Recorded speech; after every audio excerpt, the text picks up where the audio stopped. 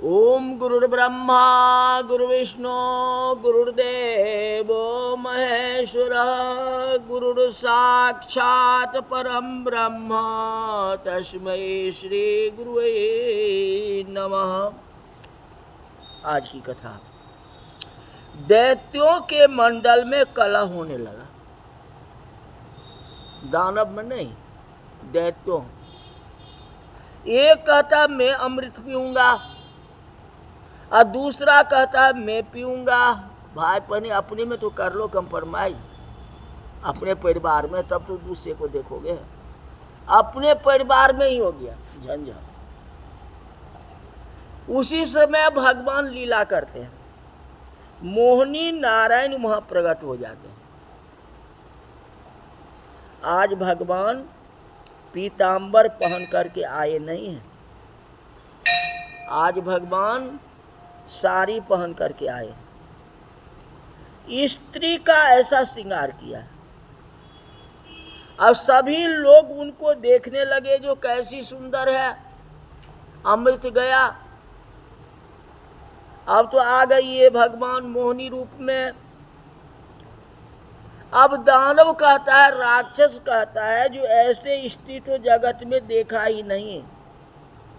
अब अमृत को भूल गए, अमृत कुछ भी नहीं है। अब मोहिनी के पीछे पड़ गए सारे राक्षस। कहते संसार के विषयों में माया ने मोहिनी रखी। विषयों में जिसका मन फंस जाता है ना, उसको अमृत नहीं मिलता।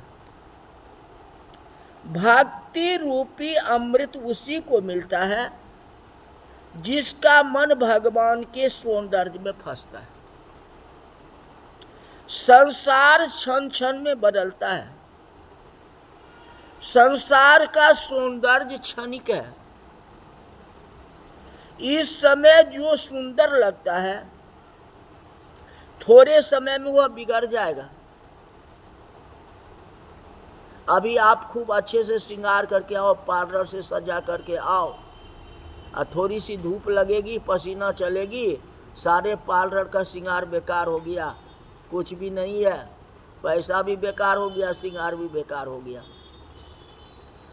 ले भक्ति कभी बेकार नहीं जाता है। भगवान का नाम लोगे तो उसमें पसीना कुछ नहीं करेगा, कुछ नहीं। कौन बिगाड़ सकई नर तेरो, जा की सहाय करे करुणा निधि। भक्ति रूपी श्रृंगार करो ना। संसार के सौंदर्य में माया ने जो मोहिनी रखी है, उस मोहिनी में जिसका मन फंस जाता है, उसको अमृत नहीं मिलता। सभी अमृत को भूल गए, मोहिनी नारायण के पीछे पड़ गए। कहाँ से आई हो, घर कहाँ है, शादी हुई है कि शादी होने वाला है, सब पूछना शुरू कर दिया। अरे पूछने की जरूरत क्या है, मोह होने के बाद विवेक बह जाता है। मोहिनी नारायण गाल में धीरे धीरे अस्मित हास करते हैं, हंसते हैं।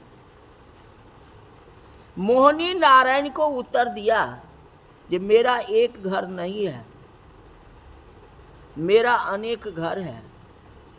जो पुरुष मेरे लिए रोता है, जो 16 आने मेरे साथ प्रेम करता है, उसके घर में जाती। भगवान की भाषा गूढ़ार्थ भरी हुई थी। भगवान कहते हैं मेरा एक घर नहीं है, अर्थात जितने भक्त हैं उतने ही भगवान के घर हैं। कभी भगवान तुकाराम महाराज के यहाँ जाते हैं, कभी तुलसीदास जी महाराज के यहाँ जाते हैं, कभी मीराबाई के साथ जाते हैं, यहाँ जाते हैं। जिसने भक्त उतने भगवान का घर। मोहिनी नारायण कहते हैं जो मेरे लिए रोता है, 16 आने मेरे साथ प्रेम करता है, उसी के घर में जाती हूँ। राक्षस मूर्ख है, समझ नहीं सके। राक्षसों ने कहा, हम सभी लोग प्रेम करेंगे तो? मोहिनी भगवान ने कहा, तो मैं बराबर परीक्षा करूंगी, एक एक करके घर में रोज जाऊंगी, जितने राक्षस हो सबके घर में जाऊंगी। राक्षस इस बात को समझा ही नहीं, उनको ऐसा लगा ये कोई साधारण स्त्री है, इसको समझ है ही नहीं, जाएगी तो एक ही घर में, सब घर में कैसे जाएगी, संभव है? कहते जिसके हाथ में अमृत का घड़ा था उसको देख करके मोहिनी नारायण गाल में हंसने लगे। कहते ये तो पागल के जैसा हो गया, मुझे देख करके हंसती है, मेरे घर में आएगी तो उनकी इच्छा है ऐसा लगता है। उसने अमृत का घड़ा भेंट में अर्पित किया, यह भेंट है, मैं आपको अर्पित करता हूं। भगवान घड़े को हाथ में ले लिया, देवता तो जीते नहीं, राक्षस ने हाथ में ले लिया था, अब भगवान लीला करके जाए ले लिए। राक्षस कहता लो तुम ही रखो इसको। भगवान कहते इस घड़े में क्या है? राक्षस बोला इसमें अमृत भरा हुआ है। अमृत के लिए हमारे मंडल में झगड़ा हो रहा था, आप परोसने के लिए आओ तो कोई झगड़ा नहीं करेगा, आप अपने हाथ से सबको बांटो, मैं आपको देता हूं। मोहिनी नारायण ने कहा आपकी इच्छा है तो मैं परोसने के लिए आऊंगी, किंतु किसी को ज्यादा मिले या किसी को कम मिले, या कदाचित किसी को नो भी मिले, आपस में झगड़ा मत करना। इसलिए मुझे इस प्रपंच में पड़ना ही नहीं, मैं जाती हूं, परसूंगा, किसी को कम मिलेगा, किसी को ज्यादा मिलेगा, किसी को नहीं मिलेगा, फिर तो आपस में झगड़ोगे तो कैसे होगा? करना ना, आप तो मत जाओ, हम कभी झगड़ा नहीं करें, आप परोसने के लिए आओ तो हम सब हाथ जोड़ करके बैठे रहेंगे, जिसके भाग में जितना होगा उतना मिलेगा, कोई बात नहीं है, या न मिले, ये परोसना आप ही को है। मोहिनी नारायण की रूप माधुरी से दैत्य पागल हो उठे। भगवान ने आंख से संकेत किया, एक और देवता लोग बैठ जाओ और एक और राक्षस बैठ जाओ, देवताओं को आंख का नजर डाल दीजिए, बैठ जाओ, और राक्षस कहा तुम ये यहां बैठ जाओ। अमृत का घड़ा लेकर के मोहिनी नारायण राक्षसों के मंडल में आए हैं। राक्षसों को कहा ये अमृत का घड़ा आपने मुझे दिया है, आपका कल्याण करना मेरा कर्तव्य है, मेरी बहुत इच्छा है कि अमृत आपको मैं पिलाऊं, किंतु मुझे दुख होता है कि ये देव लोग सब ताक रहे हैं, इनको आंख में पाप है, ऐसा लगता है किसी की दृष्टि लग जाए तो वह वस्तु खाना नहीं चाहिए, इनकी दृष्टि लग जाएगी तो तुम लोग को पचेगा नहीं।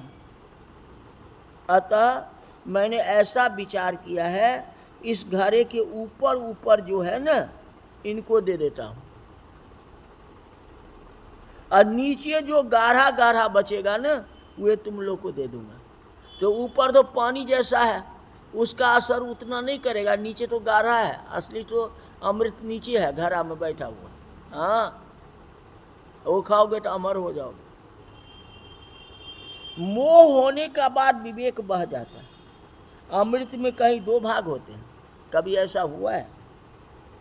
पानी जैसा दूसरा गाढ़े, ये क्या बात रही? ये कोई बात तो है नहीं, अमृत तो एक समान है। आप हमारा कल्याण करने के लिए आई है ना। मोहिनी नारायण अमृत देते हैं, देवों को और निहारते हैं, दैत्यों को आंख में मुख पर ऐसी मोहनी थी सब पागल हो गए थे, हमको गाढ़ा मिलेगा, असली अमृत हमको मिलेगा, देवता को पानी वाला मिल जाएगा। हाँ, हम बैठे। दैत्यों के मंडल में राहु नाम का एक राक्षस था। वह बहुत सयाना था। वह बराबर देख रहा था कि घड़ा तो बहुत बांका होता जा रहा है, मतलब कम होता जा रहा है। अभी तो 12-13 जन बाकी है।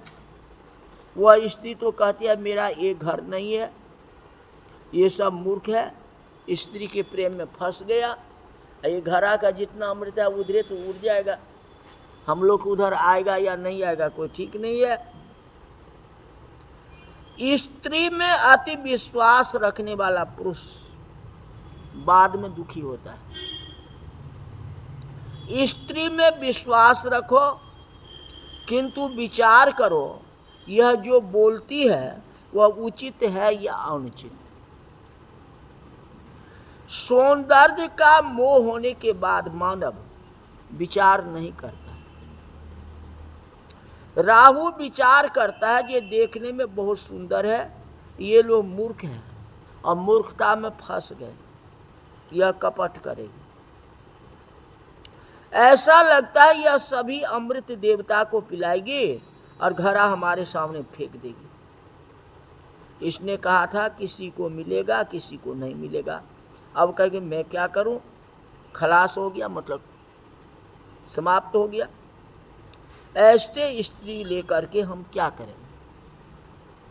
जब अमृत मिलेगा ही नहीं तो हम स्त्री लेके क्या करेंगे बताओ। राहु ने देवता का रूप धारण कर और चंद्र सूर्य के मध्य में जाकर के बैठ गया। सूर्य और चंद्रमा के बीच में बैठ गया। देखो, पंक्ति में विषमता करनी नहीं चाहिए। पंक्ति में जो विषमता करता है उसको दूसरे जन्म में संग्रहणी रोग हो जाता है। पंक्ति में कभी विषमता न करो, बराबरी बैठाना चाहिए। कितनी माताएं परोसनी में बड़ी चतुराई करती हैं, रसोई घर में ही नक्की करती है ये किसको देना है किसको नहीं देना। खास अपना ही उसको थोड़ा सा ज़्यादा लगती है और गरम गम देती है। पेट में जाने के बाद विष्ठा होने वाली है। जो है जी का ही तो है। स्वादिष्ट भोजन खाओगे तो जी कहेगा हाँ बहुत अच्छा है, पेट में जा कर के तो वही बात होगा, बराबरी हो जाएगा। हाँ तो क्या है इसमें, छोड़ो। ऐसा नहीं करना चाहिए। ये किसी को ज़्यादा खिला दो, किसी को कम दे दो, किसी को चटपटा दे दो, किसी को मीठा दे दो, ये ऐसा नहीं करो। अब प्रश्न आया जो देव पंक्ति में राक्षस आकर के बैठा है। राहु ने देव का स्वरूप धारण किया। भगवान जानते थे तो भी उनको अमृत दिया है। पंक्ति में विषमता नहीं करना चाहिए। राहु अमृत पीने लगा, अब पंक्ति में आ गया तो उसको भी मिलेगा ना। चंद्रमा और सूर्य ने आंखों से संकेत किया कि हमारे पक्ष का नहीं है। भगवान ने सुदर्शन चक्र से उसको मस्तक काट डाला। मस्तक काट डाला तो भी वह नहीं मरा। राहु और केतु दो ग्रह हो गए। पहले राहु था, अब केतु हो गया, सिर कट गया तो केतु हो गया। अब चंद्र सूर्य के साथ बैर करने लगा। क्यों? सूर्य और चंद्रमा ही तो भगवान को बताया ये हमारा नहीं है, देवता नहीं है, ये तो राक्षस बीच में आके बैठ गया। अब बैर उससे करना शुरू कर दिया। चंद्रमा मन के मालिक हैं, सूर्य बुद्धि के मालिक हैं। मन बुद्धि को जब भक्ति रूपी अमृत मिलता है तो राहु विघ्न करने के लिए आता है। कहते कोई तन से भक्ति करे तो राहु विघ्न नहीं करता, कोई हाथ से भक्ति करे तो भी यह विघ्न नहीं करता। किंतु मन जब भक्ति रस में सारोवार हो जाता है तो विषय रूपी राहु विघ्न करने के लिए आ जाता है। वो मरा नहीं है। मन पर विश्वास रखो। कहते मन पर विश्वास रखना ठीक नहीं है। कभी आपको ऐसा भ्रम है, ऐसा नहीं कर, ये बात है। कभी आपको ऐसा भ्रम हो जाएगा कि मुझे कभी क्रोध नहीं आता है, मैं भक्ति करता हूँ, मेरे मन में काम नहीं है, यह भूल है। काम क्रोध लोभ रूप भी विकार है। मानव सावधान होकर के भक्ति करता है, तब तक विकार अंदर रहते हैं। मानव जब गाफिल हो जाता है तो अंदर की विकार बाहर आ जाते हैं। लोग कहते हैं भाई को क्रोध आया। क्रोध कहाँ से आया? अरे क्रोध जो अंदर था वही बाहर आया, और सभी विकार अंदर है। मन के ऊपर जो विश्वास रखता है उसको मन धोखा देता है। कभी मन के ऊपर विश्वास रखना नहीं, मन के ऊपर भक्ति का अंकुश रखो। मानव बड़ी बड़ी ज्ञान की बातें करता है किंतु 2-4 मिनट के लिए मूर्ख हो जाता है। मन पाप करता है। राहु मरा नहीं है, राहु जीवित है। फिर तो देव और दैत्य में भयंकर युद्ध हुआ, दैत्य पराजित हुए। जो मोहिनी के पीछे पागल बन के दौड़ने लगता है वही दैत्य है। संसार की मोहिनी फंसने वाला ही तो दैत्य है। ये कथा बताए, फिर विस्तार से कल बताएंगे। आज कथा यहीं तक रही। बोल वृंदावन बिहारी लाल की जय।